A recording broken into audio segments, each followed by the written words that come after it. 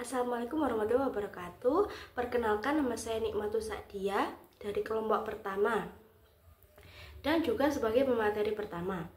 Di sini saya akan menjelaskan tentang sejarah bimbingan konseling Islam di Indonesia.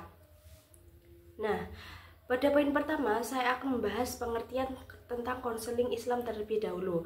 Konseling itu adalah bantuan atau pertolongan yang diberikan oleh konselor atau orang yang kompeten dalam hal ini kepada konseli. Konseli itu individu atau orang yang akan dibantu masalahnya oleh si konselor sendiri. Nah, ada beberapa pendapat daripada ahli. Salah satunya yaitu pendapat dari Thohari Musnamar dalam buku Dasar-Dasar Konseptual Bimbingan dan Konseling Islam. Nah, di sini beliau menjelaskan bahwa bimbingan Islami itu adalah proses pemberian bantuan terhadap individu agar mampu hidup selaras dengan ketentuan dan petunjuk Allah sehingga dapat mencapai kebahagiaan hidup di dunia dan di akhirat. Jadi, konseling ini bukan hanya mengatasi atau membantu masalah yang dihadapi sehari-hari, bisa jadi juga sebagai masalah yang mungkin agak rumit juga dapat diatasi oleh si konseli. Nah, pada poin kedua saya akan membahas sejarah perkembangan konseling Islam, bimbingan konseling Islam yang ada di Indonesia ini. Ada 4 periode. Yang pertama periode dari tahun kemunculan awal, yang kedua pertengahan atau pertumbuhan, yang ketiga di masa 1880-an, dan yang terakhir masa 1990-an. Nah, yang pertama pada masa awal kemunculannya itu keberadaan bimbingan kada sebagai sebuah gerakan kultural. Nah, sebenarnya telah dimulai semenjak pertengahan abad ke-19. Tapi lebih ditekankan lagi di tahun ini. Jadi awal kemunculannya lebih dikaitkan pada tahun 1850 sampai 1920. Nah, di masa ini banyak sekali urbanisasi dari desa ke kota dan serbuan para imigran yang semakin meningkat melarikan pergeseran pemahaman pula terhadap peranan laki-laki dan perempuan di dunia kerja.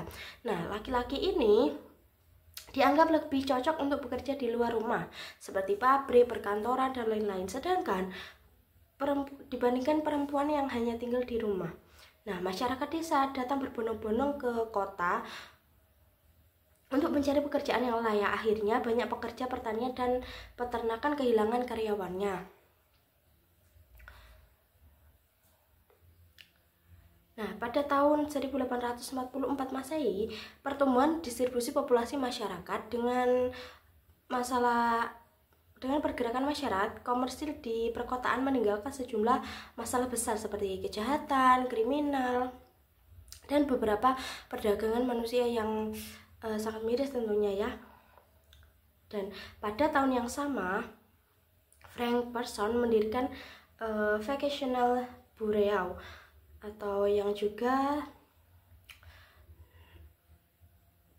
klinik untuk pertama kalinya. Selanjutnya, The Juvenile Psychopathic yang mempunyai masalah dalam keadaan tersebut terlibat pula para psikolog. Tentu saja tidak mungkin bicara soal kesehatan mental tanpa melibatkan orang-orang yang cukup terkenal seperti Sigmund Freud dan Joseph Breuer. Yang kedua, masa pertumbuhan 1910 sampai 1970. Usaha dari kerja E-Person pada akhirnya menumbuhkan hasil dan dapat diterima oleh masyarakat luas sehingga tulisannya diterbitkan pada tahun 1910. Pada era ini pula konseling mulai dirintis diinstitusionalisasikan dengan didirikannya The National Vocational Guidance Association pada tahun 1913. Nah, yang ketiga pada masa 1980-an. Dekade ini profesi konseling sudah mulai berkembang dengan munculnya standarisasi training dan sertifikasi. Dan yang terakhir pada masa 1990-an. Pada akhir ke abad 19 ini, spesialis psikiatri telah mendapat tempat terdampingi dengan spesialis pengobatan lain. Jadi si psikiatri ini juga sudah mendapat tempat yang layak, seperti halnya dengan profesi yang sebaya dengan yang lainnya.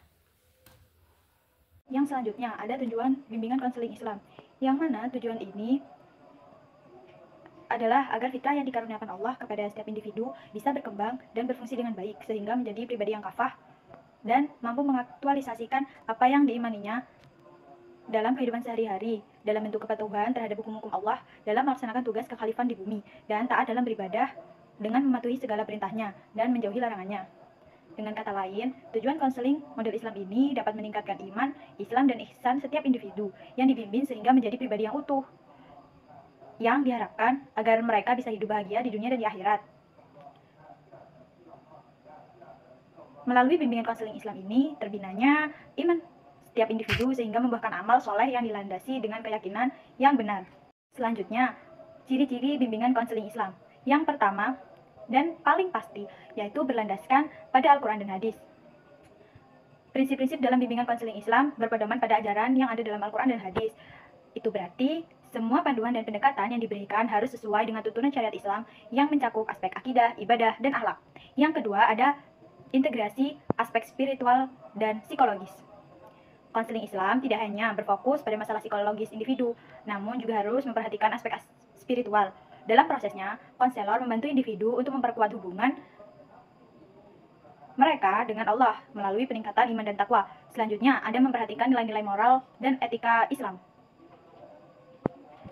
Setiap proses konseling Islam selalu mengedepankan moral dan etika Islam. Nah, konselor ini akan membimbing individu untuk berperilaku sesuai dengan nilai-nilai akhlak Islam seperti sabar, syukur, jujur, dan tawakal. Yang selanjutnya yaitu ada konselor sebagai teladan. Nah, konselor dalam bimbingan konseling Islam ini harus menjadi teladan bagi klien. Mereka dituntut untuk memiliki kepribadian yang mulia, mampu menunjukkan sikap dan perilaku yang baik, dan menjalani kehidupan sesuai dengan ajaran Islam. Selanjutnya, yang kelima ada pendekatan holistik.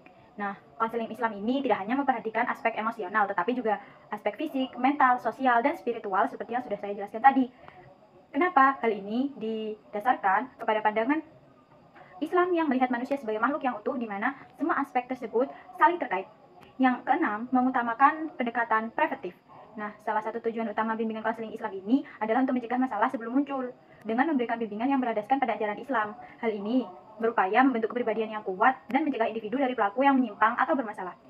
Yang selanjutnya dan yang terakhir, pendekatan tawakal dan takdir.